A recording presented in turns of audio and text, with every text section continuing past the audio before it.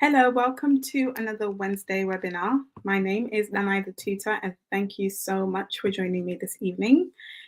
If you can hear me, please type in your exam board, whether you're with AQA, OCR, EDUCAS, or EdExcel. Please type in the exam board that you are with. It will let me know a little bit about you, obviously, in order for me to help you the best I can in this webinar, and also I'll know if you can hear me. So if you can hear me, please type in your exam board.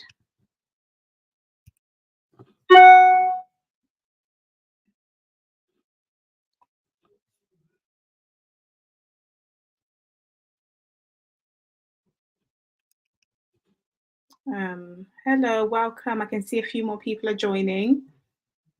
So as I've just said, if you can hear me, please type in your exam board, the exam board that you are with, AQA, EdExcel, OCR, or EDUCAS.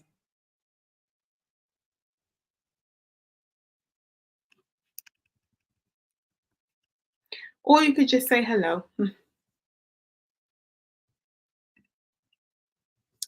Okay, so today we are looking at persuasive writing. And persuasive writing is something, AQA, thank you, Innie, thank you very much. So persuasive writing is something that you will have to cover in paper 2. It's paper 2 for most people, but it might be your paper 1 if it's not paper 2, but you definitely have to cover it, okay? So your persuasive writing, like your narrative or descriptive writing, is worth 40 marks. And it is either half your paper or just more than half worth. Sorry, that's paper 2 in general for EdExcel. But for your writing section is basically worth half your GCSE across paper 1 and paper 2. So that's just to emphasize how important it is to master this question and to be confident going into the exam with this question. So we're going to take a look at the mark schemes briefly for the 4 exam boards. And then we're going to summarize what they're generally looking for. If you attended the narrative writing webinar, we had a look at this, and you'll notice that generally it's the same things that they are looking for, okay?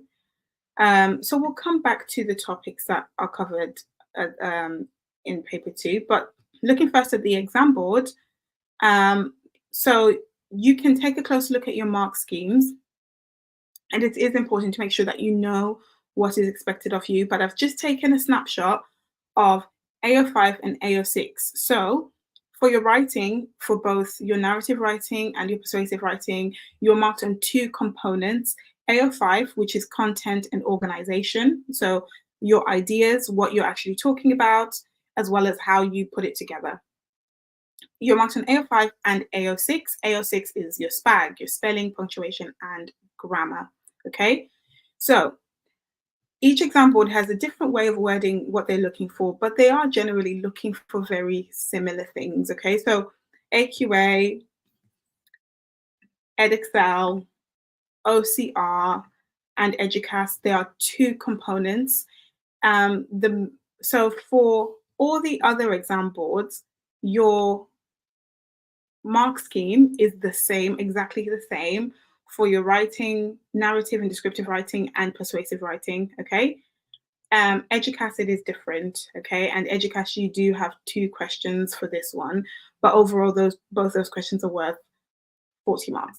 But if we were to summarize what the exam boards are looking for, okay, they are looking for you to write an interesting, persuasive text using big words well and organized in a way that puts your message across in a clear way. So that's a very simplified way of understanding what the exam boards are looking for. And it's important to simplify things because then we can understand what we need to do, okay?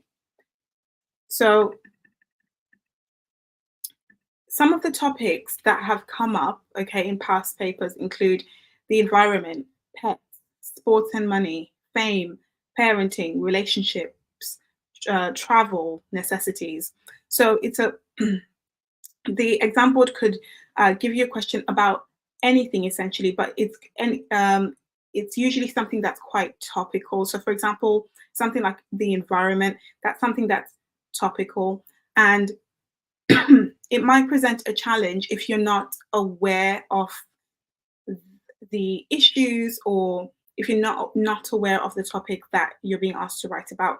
Which is why one of the tips that I have for you today is to read more non-fiction texts like newspapers. Okay. So when I was younger, there would be newspapers everywhere all the time because we used to be more paper based. But now we are far more technology based. Excuse me, I just need some water.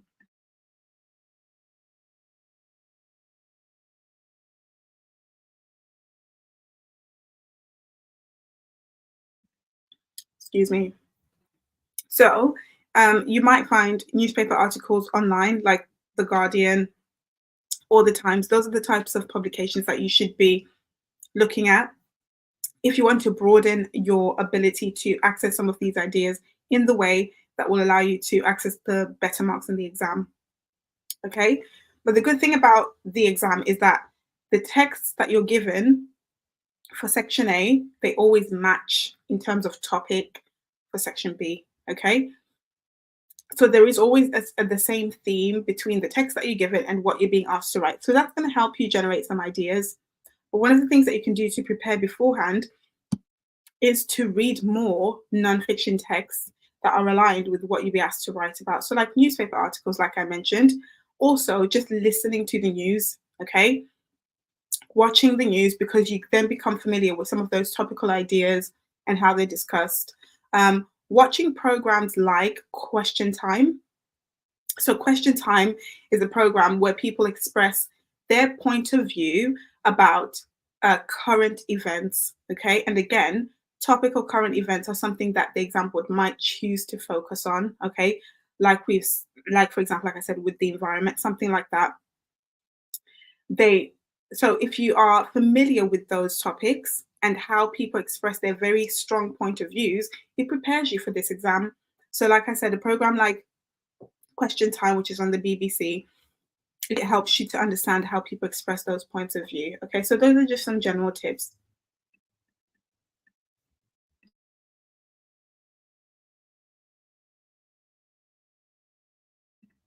So they are on the screen. Okay, so like I said, in order to um, come up with some of those complex ideas, I've put that in quotes because that's from the exam, some of the exam boards, I believe. AQA, for example, it makes reference to your ability to um, cover complex ideas. Okay, the final bullet point I haven't talked about yet, practice using your exam board's past paper questions, okay? Now you can access these online for your particular exam board, and you will be able to see the past paper questions. If you're not sure how to access them, maybe ask your teacher. But it is something that if you could do a Google search, if you're, for example, OCR, if you say OCR English language past papers, they do come up. And if you look at your exam board and what they've asked, it helps you again to prepare for what might come up or the types of questions that might come up. Some exam boards are a bit more specific. Some they are much more broad in what they ask you. So it's important for you to prepare for your particular exam board.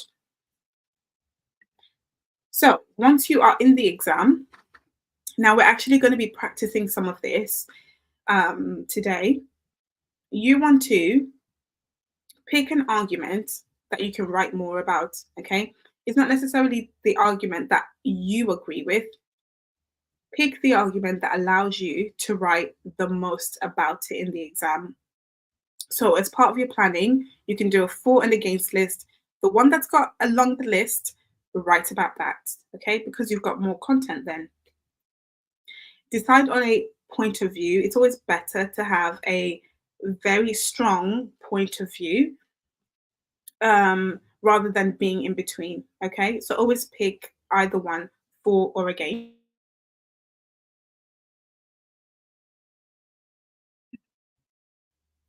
always have a particular set of words that you know you are going to use. Again, we'll go through this in our planning, and we did this in our narrative writing as well. Have a list of words that you know that you are going to use in the exam. And if you know this list beforehand, one, it takes some of the planning stress away. But also, if you've practiced these words in your writing, you are confident then that you spelt them correctly as well, because spelling is something that you are marked on in your SPAG for AO6. So have 10 ambitious words that you know you are going to use in the exam and use them. Ambitious connectives, because essentially for the persuasive writing, you're building an argument.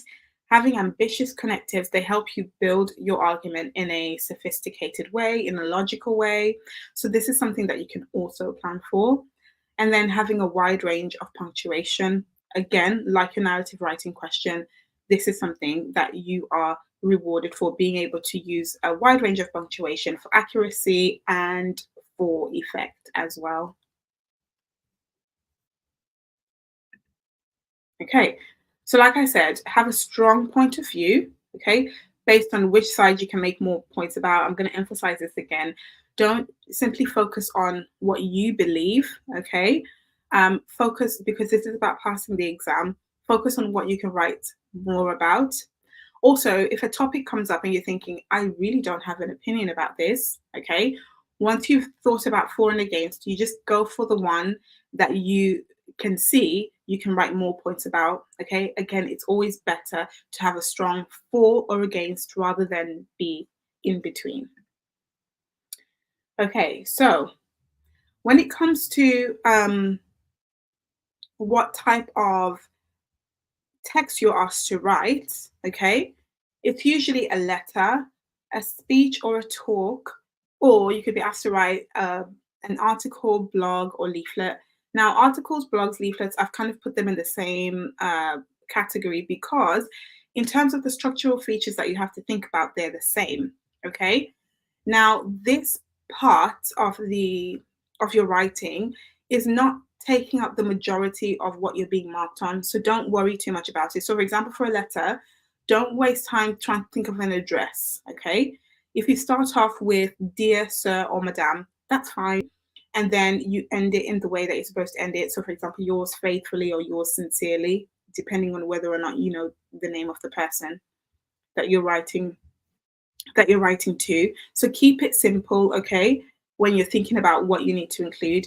And then with a speech or a talk, the important thing structurally is to acknowledge your audience at the beginning, thank them for listening at the end, okay? And then when it comes to articles, blogs, and leaflets, you can include a heading and you can also include subheadings, okay?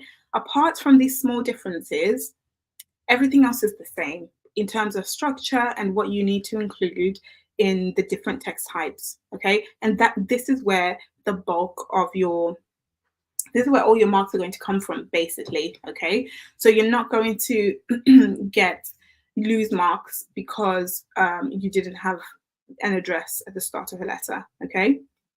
What you're being marked on is how you express your argument using the English language.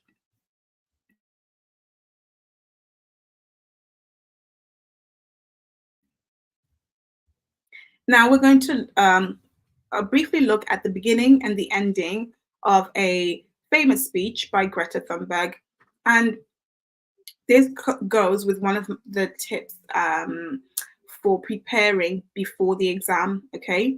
Reading famous speeches, okay? So Greta Thunberg is one, but if you, for example, Martin Luther King's I Had Have a Dream speech, famous speech, you can read that and look at how he structured it, the language used in order to persuade his audience.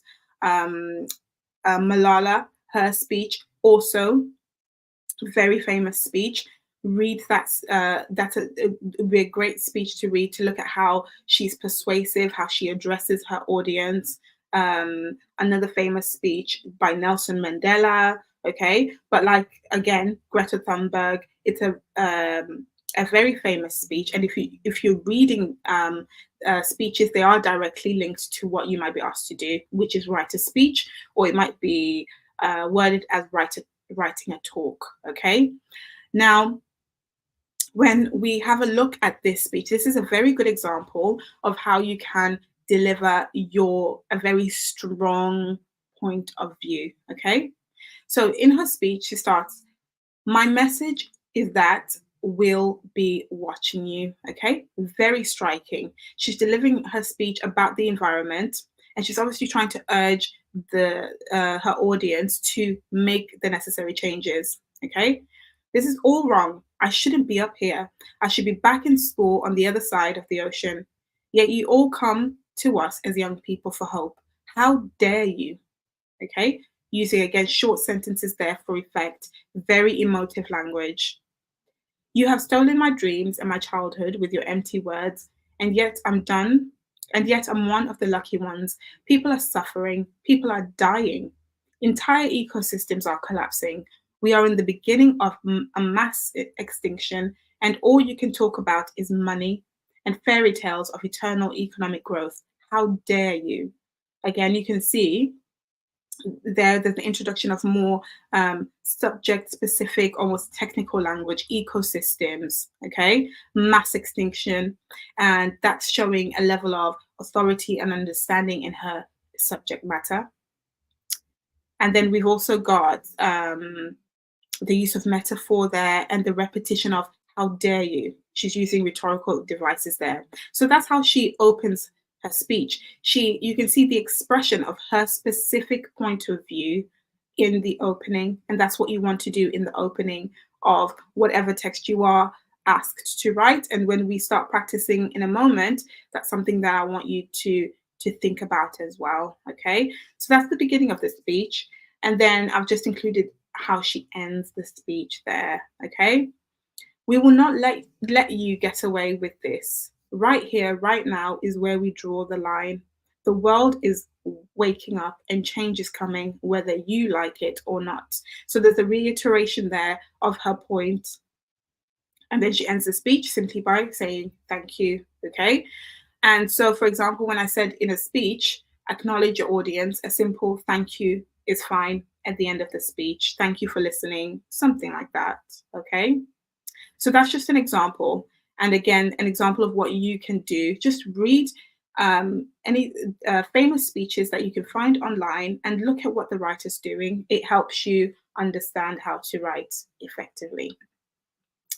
Okay, so the structure of your response, okay, you should have an introduction where you state your specific point of view. What do you think about the topic at hand? Remember, have a very strong point of view, either for or against. Okay. You don't necessarily want to be on the fence or take the balanced approach. Just take either a strong point of view for or against, and that you want to state that in your introduction, state your point of view, and then you make your argument as you progress in your response. So the next thing you should have is a one sentence paragraph about the counter argument. And you'll notice that throughout, I've set to plan one sentence paragraphs with the counter argument. And that's going to help you to be more convincing because it's showing that you understand the other side, but you've already got a rebuttal within that. Okay. So you do a one sentence paragraph, then you go into your main paragraph. Okay. You want to have 3 to 4 main paragraphs, and then you have a conclusion. Now, on the other side, I've got an example of what you might say. Okay. So, for example, you might start off, "It is crystal clear to me that," and then you express your point of view. Okay. Something, whatever needs to change because. And then your counter argument. Some may insist. So you might cover what the other side of your argument might say. You're not writing a whole paragraph about this. It's just one sentence, okay, to show that you understand, but then you write your main paragraph about your point of view. So notice in my one sentence paragraphs there, Some may insist, some may claim, some may deny, some may suggest. So there's a repetition embedded in that as well. So that's a suggestion of how you can plan your response in a way that creates something that's striking in your response. Okay. And like with the narrative writing question, plan your techniques. Okay. So you can make a note of this. If I move past it too quickly, you can always rewatch this using the same link that you're using now and just pause on this to write these down. So for the narrative writing question, we looked at some language techniques that you might use, but for persuasive writing, there are specific techniques that you can use that are specific to persuasive writing. Now, DeForest is an acronym you might be familiar with from school. It could be DeForest or A Forest, but I think it's quite common. But the techniques are direct address, alliteration, anecdote, facts, opinion, rhetorical questions, repetition, emotive language, exaggeration, statistics, triplets. And DeForest is easy to remember, okay, in terms of the acronym. So if you remember the acronym, you'll be able to remember the techniques. And when you're planning in your exam, it's just worth listing these, and it gives you something to check as you are writing that you are using these techniques. Now, if you noticed certain techniques like statistics, opinion, facts, these are not techniques you can use for narrative writing, okay? They are exclusive to persuasive writing, which is why I've included them in the plan. In terms of your vocabulary, you can, again, think about the same type of vocabulary you might use in your narrative writing and use it again in your persuasive writing. You're showing a wide, extensive use of vocabulary. So again, this is something that I say, plan, okay? Plan the words that you will use and make sure that you use them in your exam. Plan them, learn them, make sure you know how to spell them correctly, practice them before the exam, and make sure that you use them when the exam does come. The next thing in red there, the punctuation. Think about the punctuation that you might want to use. A wider range of punctuation like exclamation marks, question marks, dialogue. Make sure you're using quotes, ellipses, colons, semicolons. And then the last box is structure techniques, okay? So dialogue when it comes to nonfiction or persuasive writing, you can include, for example, an expert quote. If you're writing an article, include an expert quote. Or if you're writing a review, you can include someone's opinion, what they said about the thing that you're talking about. Therefore, you are using speech and you're using quotation marks for that one. Using one word sentences for effect. Using one sentence paragraphs for effect as well, like we did in the plan. Use of triples. It's in the persuasive writing techniques, but it's also a structure technique.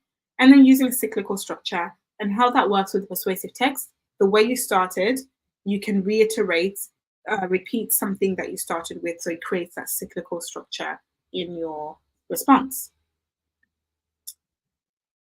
Some connectives, instead of just using, the normal ones like firstly, secondly, thirdly, and you're making your points, think about, again, being more ambitious in your vocabulary. Again, this is something that you can come back to if I move too quickly from the screen, because I want to give us a chance to practice.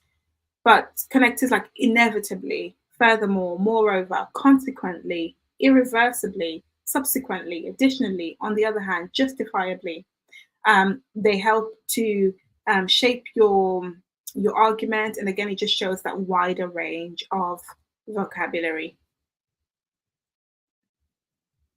We've already talked about the persuasive techniques on the other slide, so we won't go through that again. So today, the question that we're going to practice with, so I've created this question. It's not exam board specific. However, in terms of what you're being asked to do in your exam board, is the same. sorry, what you're all being asked to do is the same. Basically, you're producing a persuasive text. And this is why it is important to do past paper questions for your specific exam board, because then you know how your questions are going to be worded, and you know how to prepare specifically. But for today, we're going to be focusing on the main part, the content. Okay, how do you come up with ideas for your question? Okay, and how do you start to use some of the techniques that we looked at? So the question, okay, is write a speech about how artificial intelligence is changing the world. Do people need to adapt and accept the changes, or do they need to take definitive action against the dangers posed by artificial intelligence? So now I'm going to ask you to type in your ideas for or against this. Okay. So essentially, are you for or are you against artificial intelligence? The idea of technology being able to think for itself, being able to come up with its own ideas, emulating the human mind. Is this something that you are comfortable with? Do you think this is good? Do you think it's bad? Why? So I'm going to ask you to spend the next maybe 2 minutes or so um, thinking about some of the reasons for and against.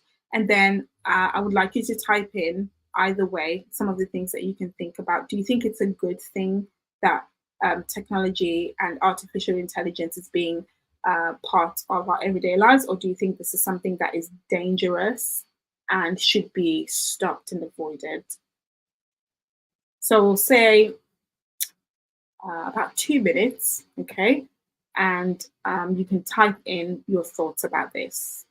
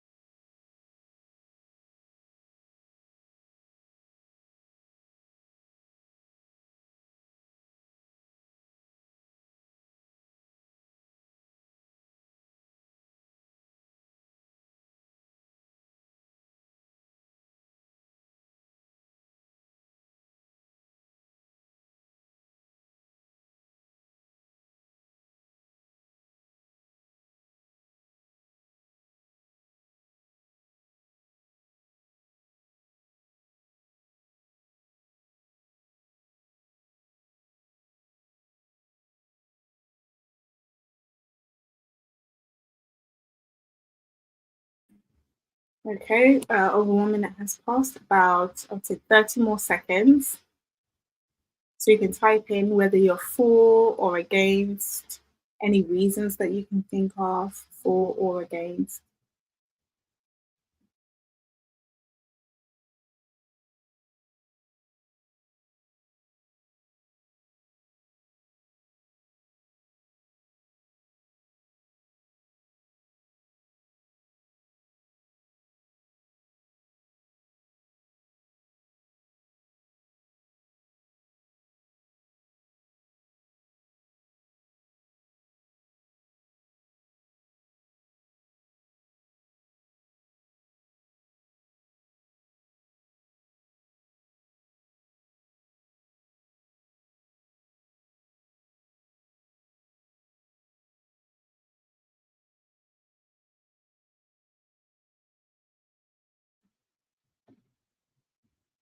Okay, so if you have thought of any, actually, just simply Are you inclined to be for or against this statement, or for or against the idea of artificial intelligence? Do you think it's a good thing? Do you think it's a bad thing? So you can just type in for or against.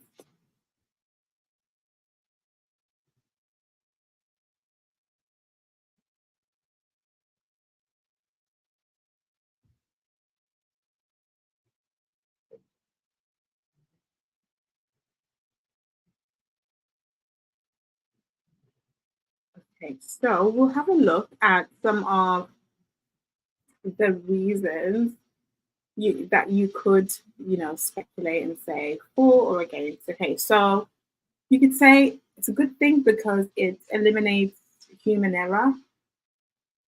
Historical advancements in technology have led to improvement in health and transport.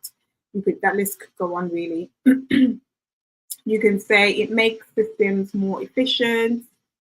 You could also say it's inevitable. Okay, there's no stopping it anyway, so it's better to adapt. Machines can work 24/7 with no need for rest. Human creativity created AI and will continue to create more beneficial advancements. Okay, so those are some of the reasons that you can maybe, okay, if you were jotting down and you think, okay, those could be reasons for. And then against, maybe there's potential for harm when in the wrong hands. Technology could eventually turn against human beings since AI can think for itself. And reasons against could be it takes away jobs from human beings. Okay, so if you were in the exam, this is the first thing that you should do. Think about reasons for and against your statement and decide on a specific point of view that's going to give you the most content. So if I have a personal point of view and I think actually I'm really uncomfortable with the idea of artificial intelligence, for whatever reasons, I might be uncomfortable with it, but I do a for or against plan, and I see actually there are more reasons for the sake of the exam, I will argue for, okay, artificial intelligence, because this is not about necessarily your personal opinion and expressing that to its truest form. It's about you getting the best grade on the exam, and the point of view that gives you the most content and the best ideas. That's the point of view that you should go for. Okay. Now, the other side is important as well. So I'm going to write for, okay? I'm going to write for in support of artificial intelligence and in support of adapting to change. However, I'm going to keep the other side of the list because it's going to be important for my counter argument, okay? So if we think back to the plan, into the structure of your response, where I said one sentence paragraph about the counter argument, that's where you would insert the other side, okay? And you're going to see how this looks as well as I show you the example paragraphs, okay? So those could be, like I said, reason for or against, whatever my point of view. I could also have a point of view where I'm like, well, I don't really have an opinion on artificial intelligence. It's just another technological advancement. I don't really care. But for the sake of the exam, I'm going to take a strong position for, okay, despite whatever I might think, because this is about making sure we do well in the exam. Right. So what I would like you to do now is to have a go at writing the introduction. Okay. Now, your introduction should be you expressing what you think. So, again, if we go back to the table and if we're thinking, right, we're definitely going to express support for artificial intelligence, support the need for people to adapt and accept the changes. You want to make this crystal clear in your introduction, in your opening paragraph. So I have put on the screen a few things that can help you. So At the top in the pink box is the question. Okay, in case you've forgotten the question is there.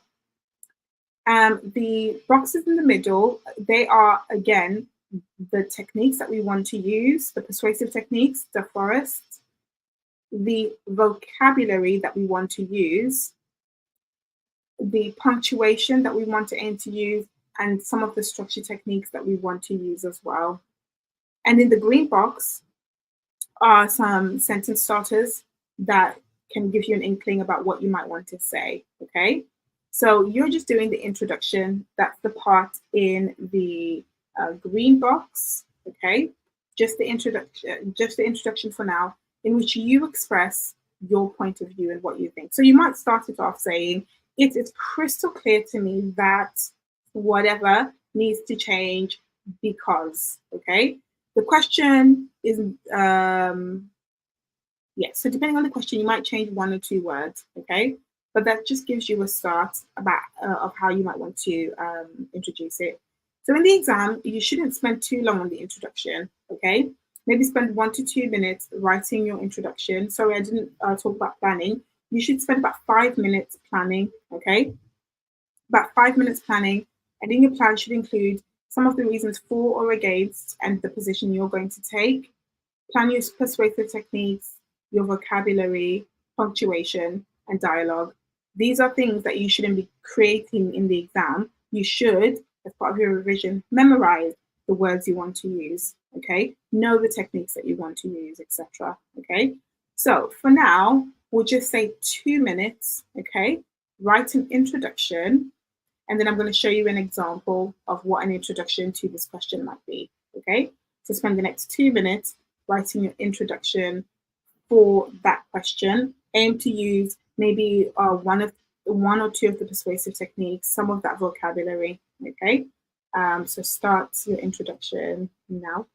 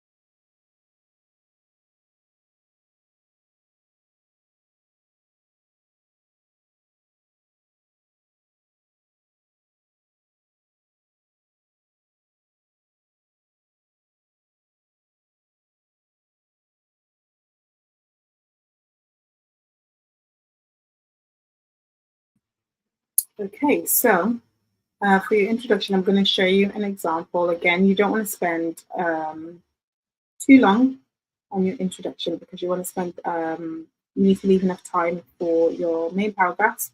But you might start it off this way. It is crystal clear that fear mongering is an inevitable reaction to change. From the invention of the wheel to its evolution into a carriage and its relatively modern use in automobiles, the voice of cynicism has always rang in protest. But where would we be if we had listened? As it has always been, so it is today in discussions about AI, and I believe it is imperative to evolve from this. We have to adapt and accept the changes because the advantages always outweigh the disadvantages. Okay? So you can see there in my final sentence, I state my opinion explicitly. Okay? If you were out of ideas and you couldn't think of anything, then your opening, your introduction might just include you stating your stance. Okay, briefly maybe outlining the issue, and stating your stance. But I'm going to talk to you a little bit about what I've included in the middle there. I've sort of chronicled a brief summation of how the wheel has evolved in terms of technology. Okay, so the wheel from just being the discovery or the invention of the wheel full stop, to using it as part of a horse and carriage, to using it now in automobiles and cars. Okay, so I was able to do that because I know, because I just know that. Okay, but that's an example of how you are including maybe complex ideas. You're lifting the argument and you're including some complex ideas. So your understanding of the history of a particular topic, the more you know, the more you can bring your ideas into suit your argument. Okay, so that's an example of just including you could say complex ideas into your argument. But that's an example of what an introduction might look like, especially if you're aiming for top grades. So Bluebird Explorer just put for scientific advancements. Yes, okay. So you can, yes, make the argument for it, and you can relate it to scientific advancements and the benefits of that. Okay, so thank you for that. And then against, again, loss of jobs. Good. Okay, and that's a good argument against as well. The loss of jobs for people. Okay, thank you for that contribution. Right. So now we're going to move on to writing a main paragraph. So, like I said, you structurally you can use the one sentence paragraph, okay, as an acknowledgement of the counter argument before you go against it. Okay. So how you might do that is, some insist there is great danger when in the wrong hands. However, then you go into your main paragraph. So you have that one sentence paragraph saying what other people might say, okay, in argument against your point of view. And then you go into your argument. When you are addressing the counter argument, it strengthens what you are saying, because it shows that you understand how people might argue against what you are saying, but then you are able to cover those concerns or cover that debate. Okay, so that's an example of what that would look like, because now I'm going to ask you to attempt to write a main paragraph, but starting with a counter. Okay, starting with the counter. Now, because of limited time, you might not get to finish this within this time, but this is something that you can certainly, you can finish it. You can always complete it after, but you can certainly make a start. So don't worry if you feel like I haven't been able to finish this, because 5 minutes is not a lot of time to complete that paragraph, but it's certainly enough time to start.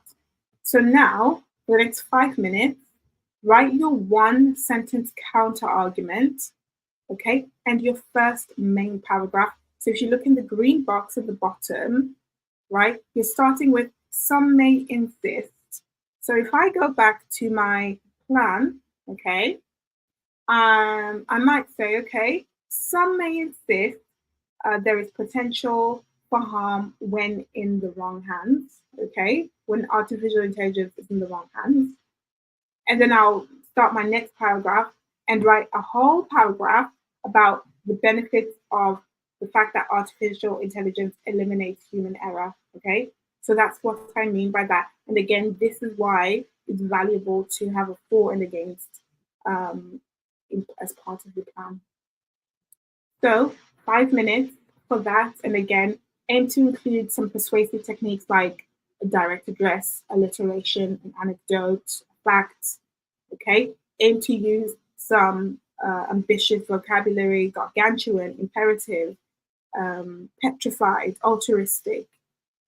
Aim for a wide range of vocabulary and aim for some structured techniques as well. You've already got one. You've got a one sentence paragraph included there. Okay, and think about other techniques that you can use as well. So you've got 5 minutes. And again, if you've got any comments, if you've got any questions as well, please type any questions that you have. Any questions that you have specific to the task that we're doing or about this overall, please feel free to type in your questions and I'll address them as the webinar goes on. But 5 minutes for the task that's on the screen at the moment. And then after that, we'll look at an example paragraph starting now.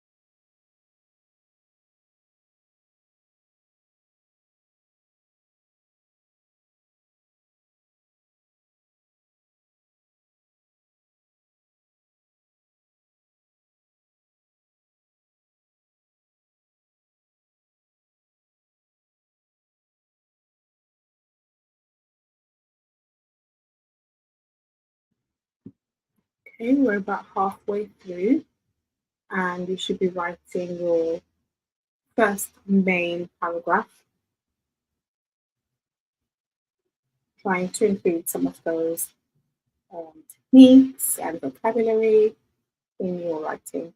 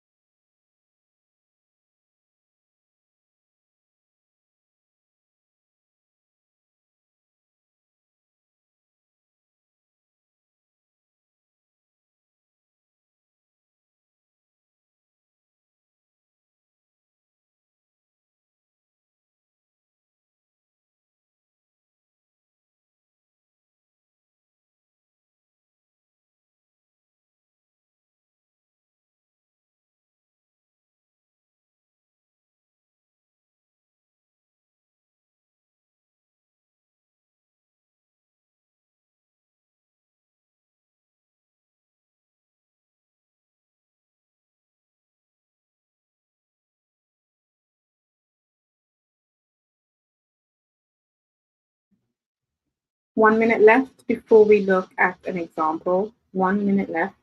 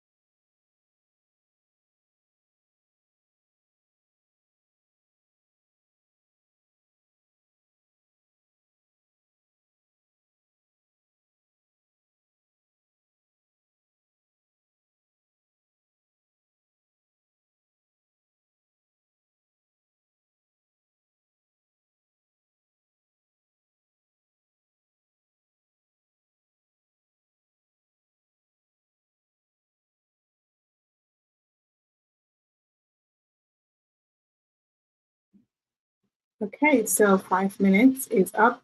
If you are happy to type in what you've got so far, if you want some feedback for it, then you can add it to the comments, and I can certainly do that. Again, you might not have completed your paragraph because that wasn't. It's not a lot of time to write the full paragraph.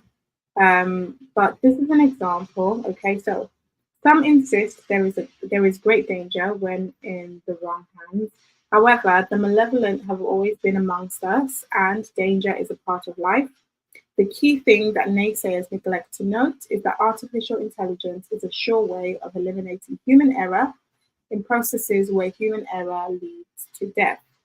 A self-driving car programmed to evade danger will perform this function to perfection. Unlike human beings, machines are not subject to fatigue, distraction, or ill health. Okay, so again, that one sentence paragraph is one, it's a structure feature. Two, it's showing an understanding of the counter argument, which feeds into the complex ideas as well.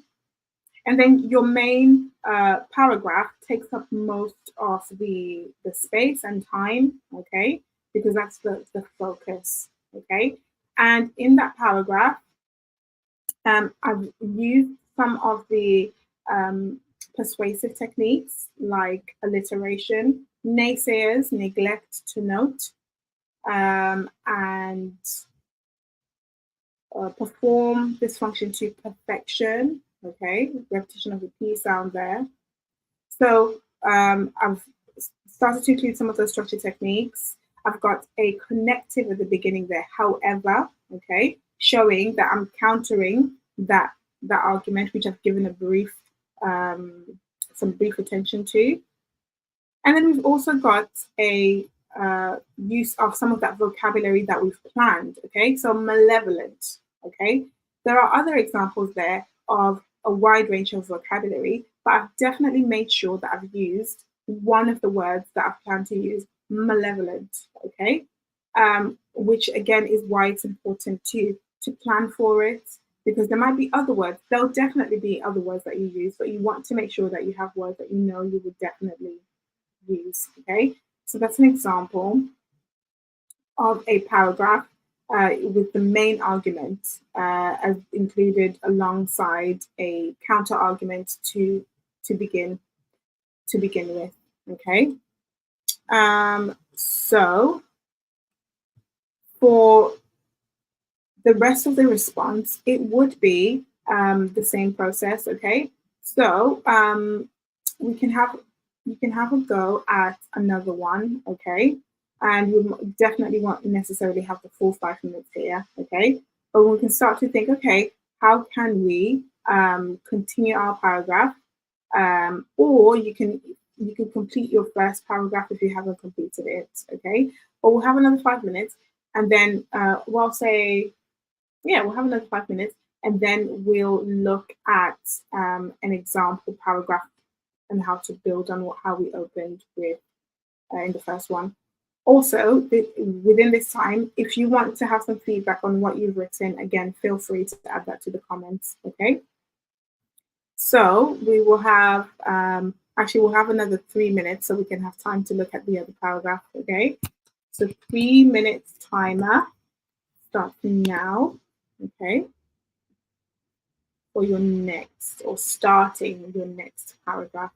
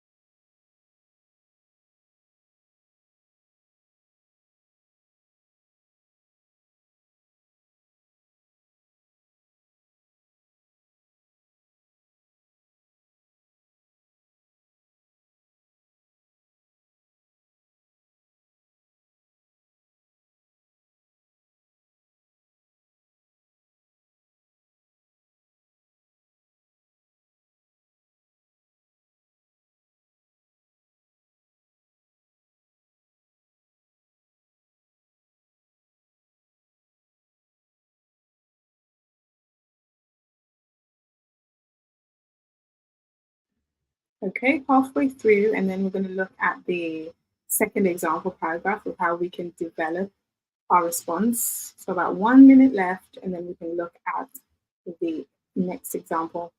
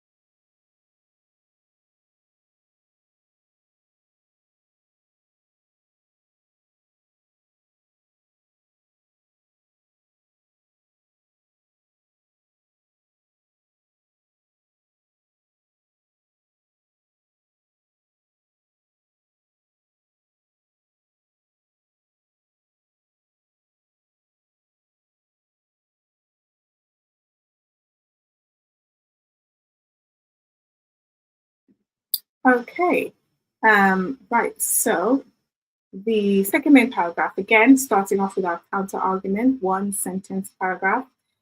Some claim that artificial intelligence could eventually turn against human beings. Not only are these the exaggerations of those who have overindulged in science fiction, they are also the miscalculations of those who willfully forget that programming is done by people and self destruction is an unlikely goal. The idea that a human being would purposefully program a machine to destroy human civilization is simply far fetched. Machines are indeed programmed for a purpose: efficiency. We can all agree that human beings have always benefited from more efficient systems in health, transport, communication.